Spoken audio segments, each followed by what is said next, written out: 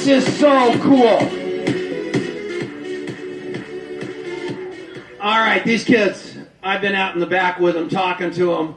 I can't even figure out what they're Twitter, Hootsuite, Snapchat. I'm going, would you guys just talk to me for a minute? And they go, no. Is that cool? Who just took their picture of themselves?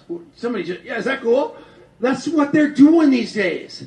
And they're a little differently, but the conversation that we had backstage wasn't about how much money they're making. It was about relationships and personal development. So I'm going to start it with, there you go. So I'm from Canada, and originally when I came to Canada, I was 16 years old. I knew when I was back in Middle East, they used to say Canada or United States is the land of opportunities. So while I was retired from my job, I was 25 years old. So I was retired from my job, and now I was like, okay, now what? So then for 2-3 years, I traveled all over Europe and started to realize about problems in the world that most of us in Canada, US, we have no idea. Like the racism problem, solve those problems. And I see as a person who got my retirement at age 25 and been living a free life for the past 9 years, it's a responsibility to pass it forward. We can't just keep it to ourselves and stay stingy.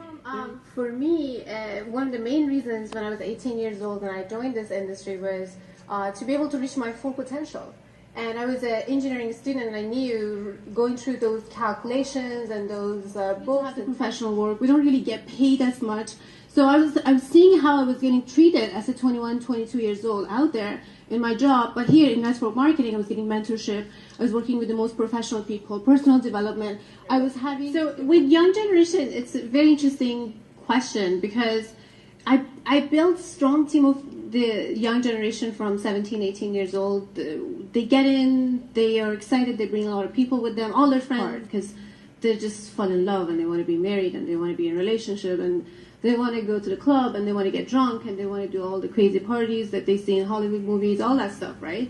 So it's very hard to keep them focused. Gen Y into the business. They are very smart people. You can't fool them with fake it to make it or all the inauthentic thing that we normally see out there. So you in order to build Gen Y and get them into your team and have them to produce results, you have to be authentic with them. And they get to see through things. They might not be able to tell you, but when you're lying to them, they can tell. So wisdom and authenticity treated at the beginning as a sign-up game. We sign up. We want to bring the numbers up, but at some point we got to take that sign-up game away and start getting to know people and building relationship and outside of just making money and get to know them, their families, get to their next rank, and when they don't answer your phone call or they don't produce anymore, you ignore them. It can't be that. You gotta check in with people. You gotta be there for them, for their funeral, for their marriage, for their wedding, for whatever they are dealing with.